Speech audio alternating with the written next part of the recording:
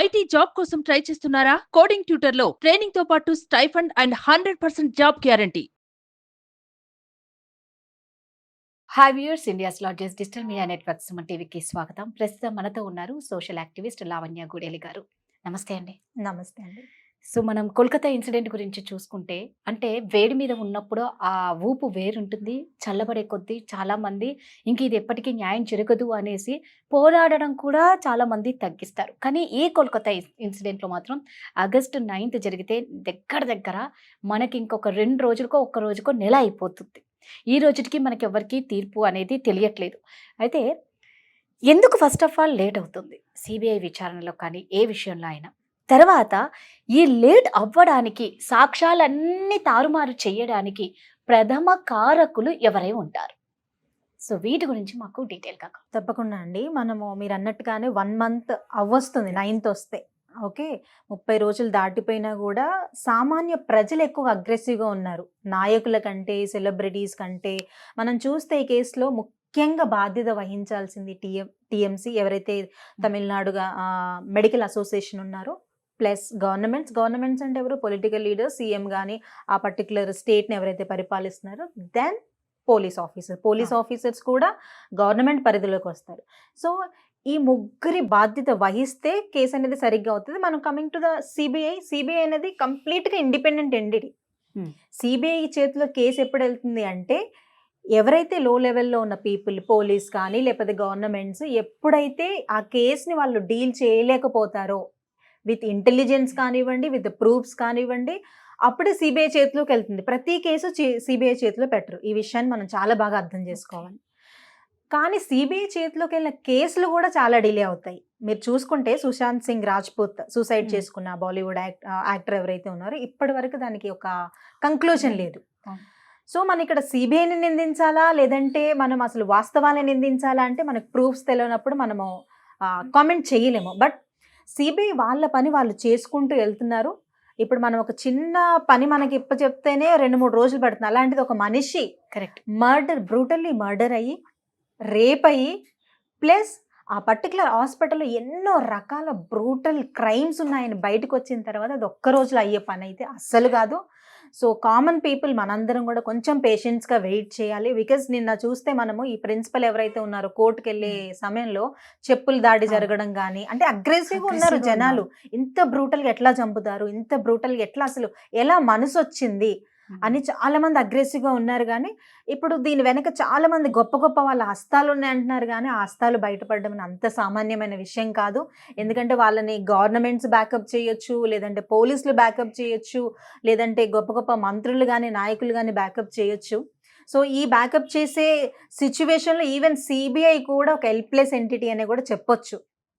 CBI ఎంత అగ్రెసివ్గా సుమోటోగా తీసుకున్నప్పటికీ governments backup చేసినప్పుడు వాళ్ళు కూడా ఏం చేయలేరు. బికాస్ గవర్నమెంట్ నోటీస్తోనే, ఇప్పుడు మీరు చూడండి, క్రెమేషన్కి వెంటనే పంపించారు డెడ్ బాడీని.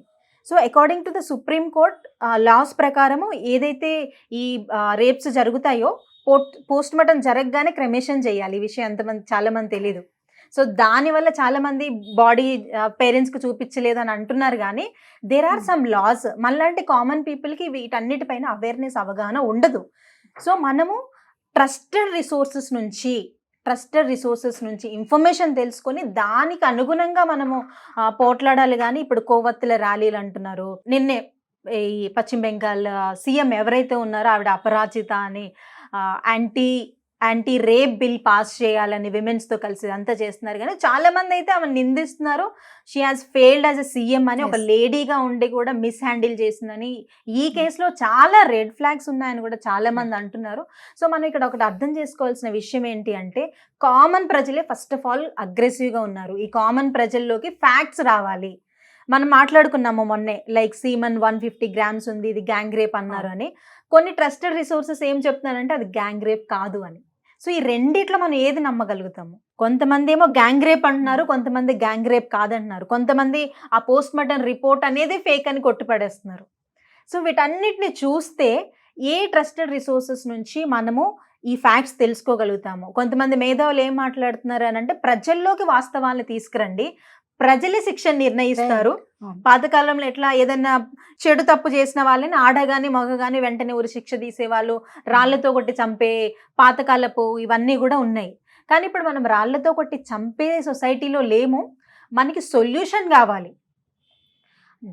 కోల్కతా డాక్టర్ ఆత్మకి శాంతి చేకూరాలని మనలాంటి ఆడపిల్లలు కానీ సామాన్య ప్రజల రోడ్ల మీదకి వెళ్తున్నాము, కానీ ఇంకో డాక్టర్ కూడా మర్డర్కి గురి కాకుండా మనం ఏం చేస్తున్నాము. ఇంకో బాధాకరమైన విషయం ఏంటంటే, మన ఇన్ఫ్లుయెన్సర్స్ అంటాము. ఇప్పుడు గొప్ప గొప్ప నాయకులు కానీ గొప్ప గొప్ప సెలబ్రిటీస్ కానీ చూస్తే వాళ్ళకి కోట్లల్లో ఫ్యాన్స్ ఉంటారు. వాళ్ళు ఒక చిన్న ట్వీట్ చేస్తేనే లక్షల్లో కోట్లలో వేలు లైక్ చేస్తారు. మరి ఇలాంటి సమస్యలు వచ్చినప్పుడు ఒక ఆడపిల్ల బ్రూటల్గా మర్డర్ చేయబడిన ఒక్కరైనా జూనియర్ డాక్టర్స్ దగ్గరికి వెళ్ళి ఒక్కరైనా ప్రొటెస్ట్ చేశారా? ఒక్కరైనా వాళ్ళ గొంతుకు వినిపించారా? కరెక్ట్. బికాజ్ సామాన్యుల గొంతుక వినిపిస్తే అంత సొల్యూషన్ రాదు. మీరు 100% ఇన్ఫ్లుయెన్షియల్ పర్సన్ గా బయటికి రండి. ఏదో మనం ఫోన్లో కూర్చొని ట్వీట్ చేసినంత మాత్రాన సమస్యకు సొల్యూషన్ రాదు. అండ్ ఇది వెస్ట్ బెంగాల్ ఇష్యూ లాగా చూస్తున్నారు. చాలా మంది ఏమంటున్నారని అంటే, మన సొంత స్టేట్లో జరిగినప్పుడు నాయకులు సైలెంట్గా ఉంటారు, ఆపోజిషన్ స్టేట్లో ఉన్నప్పుడు మాత్రము రాళ్ళు విసరడం కానీ కామెంట్స్ చేయడం కానీ జరిగితే సేమ్. ఇప్పుడు పశ్చిమ బెంగాల్ సీఎం ఎవరైతే ఉన్నారో మమతా బెనర్జీ, ఆవిడ ఎప్పుడో ఉత్తరప్రదేశ్లో జరిగిన రేప్స్ గురించి ఇప్పుడు మాట్లాడుతున్నారు. పలానా స్టేట్స్లో కూడా రేప్స్ జరిగాయి కదా, మా స్టేట్ మాత్రమే ఇన్సెక్యూర్డ్ సేఫ్టీ లేని ప్లేస్లో లేదని. అంటే గుమ్మడికాయల దొంగ ఎవరంటే భుజాలు తరుముకునే అన్నట్టుగా ఇలానే ఉంది. ఇంకొక వాస్తవం ఏంటంటే, ఈ కోల్కతా డాక్టర్ కేసుకు ముందే ఆల్రెడీ 7 రేప్స్ ఈ పశ్చిమ బెంగాల్లో రికార్డ్ అయ్యంట. 7 రేప్స్. ఈ కేసుకు ముందు 7 రేప్స్ అఫీషియల్గా రికార్డ్ అయ్యాయి. సో సేఫ్టీ వైజ్గా మన రేషియో ఎక్కడికి వెళ్తుంది? కొత్త కొత్త పథకాలు అంటాము, ఆడపిల్లలకి ఫ్రీ స్కూటీస్, ఫ్రీ సైకిల్స్. మాకు పథకాలు కాదు కావాల్సింది, మాకు రక్షణ. రైట్. పథకాలు వచ్చినంత మాత్రాన మేము కెరీర్లో ముందుకెళ్తాము, కానీ మరి రక్షణ లేకపోతే ఆ కెరీర్లో కూడా ముందుకెళ్ళాము కదా. ఇంట్లో ఉండండి, మీకు ఎలాంటి సమస్యలు రావంటే డొమెస్టిక్ వైలెన్స్ జరుగుతుంది. వర్క్ చేయండి, ఇండిపెండెంట్గా ఉండండి అంటే వర్క్ ప్లేస్లో సెక్సువల్ హెరాస్మెంట్ జరుగుతున్నాయి. లేదా ట్రావెల్ చేయండి, వేరే స్టేట్స్కి వెళ్ళండి అని అంటే అక్కడ కూడా చాలా సెక్షువల్ అబ్యూసెస్ జరుగుతున్నాయి, ఫిజికల్ అబ్యూస్ జరుగుతుంది, మెంటల్ హెరాస్మెంట్ జరుగుతుంది. మనం చూసుకుంటే వరల్డ్ హెల్త్ ఆర్గనైజేషన్ ప్రకారము 30% మందికి పైగా, భారతదేశంలో ఉన్న 30% మందికి పైగా మహిళలు డొమెస్టిక్ వైలెన్స్కి గురవుతున్నారు. 50% మందికి పైగా మహిళలు వర్క్ ప్లేస్లో సెక్సువల్ హెరాస్మెంట్కి గురవుతున్నారు. సో ఇవన్నీ స్టాటిస్టిక్స్ కామన్ ప్రజలకు అర్థం కావు. మనం ఏం చేయాలి? ఒక ఇన్ఫ్లుయెన్సర్ పర్సన్గా, ఒక గవర్నమెంట్గా నువ్వేం చేస్తున్నావు? గవర్నమెంట్ అనేది మనము రకరకాల డిపార్ట్మెంట్స్గా చూస్తున్నాము, కానీ గవర్నమెంట్ ఒక ఎంటిటీ. ఓకే, మీరు ఎన్ని డిపార్ట్మెంట్స్గా ఉన్నా ప్రజలకి రక్షణ కల్పించినప్పుడు మీరు ఉండి ఏం ప్రయోజనం? యూనో ఒక కామన్ విమెన్గా నా క్వశ్చన్ ఇది. గవర్నమెంట్గా మీరు ఉండి ఇప్పటికి చాలా మంది మర్చిపోతున్నారు. యూట్యూబ్లో కూడా మీరు చూస్తే ఇది ట్రెండింగ్లో నుంచి ఏదో 20-30 రేటింగ్లోకి వెళ్ళిపోయింది. కానీ వాళ్ళ తల్లిదండ్రుల ఆ యొక్క మనసు వేదన ఎవరు తీరుస్తారు? లేదంటే ఇప్పుడు చాలా మంది ఆల్రెడీ జూనియర్ డాక్టర్స్ కూడా మేము వెళ్ళి పని చేయము, మాకు చాలా ఇన్సెక్యూర్డ్గా ఉందని చాలా భయపడుతున్నారు. మీరు చూడండి, ఈ ఒక్క కేసు ద్వారా రేపటి భవిష్యత్తు కావాల్సిన డాక్టర్స్ కూడా వెనకడిగి వేసి వాళ్ళ ప్యాషన్ని చంపుకొని మాకు ప్రాణాలు ముఖ్యము, డాక్టర్ అవడం సెకండరీ థింగ్ అని. సో ఈ ఒక్క కేసు ఇన్ని రకాలుగా ఒక సోషల్ ఈవిల్ని క్రియేట్ చేస్తుంది.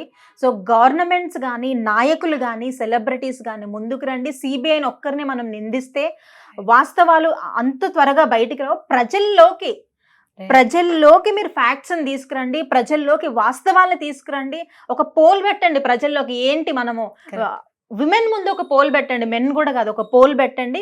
మీ మహిళలకి ఇలాంటి వాళ్ళు ఏం చేస్తే మీకు రక్షణ అని అనుకుంటున్నారని ప్రతి కామన్ మహిళని మీరు అడగండి. వాళ్ళ ఒక సమాధానం, వాళ్ళే ఒక న్యాయం తీస్తారు. సుప్రీంకోర్టు జడ్జెస్ కూడా ఎంత అగ్రెసివ్గా ఉన్నారంటే అసలు వెంటనే రెన్యువేషన్ ఎందుకు చేస్తున్నారు? హాస్పిటల్ని మనం షిఫ్ట్ చేసేద్దాం అని ఒక మంచి థాట్లో ఉన్నారు సుప్రీంకోర్టు జడ్జెస్ కూడా. అంటే ఈ వేడి తగ్గుతున్నప్పటికి కూడా బ్యాక్ ఎండ్ లో ఆపరేషన్స్ కానీ బ్యాక్ ఎండ్ లో జరుగుతున్న ఇవన్నీ కూడా ఉన్నాయి. సో మనము నిజంగా జస్టిస్ జరగాలని ఆ డాక్టర్కి మాత్రమే కాదు ప్రతి ఆడపిల్లకు, భారతదేశంలో ఉన్న ప్రతి ఆడపిల్లకి న్యాయం జరగాలి, రక్షణ కావాలి. ఫస్ట్ న్యాయం కంటే కూడా రక్షణ కావాలి.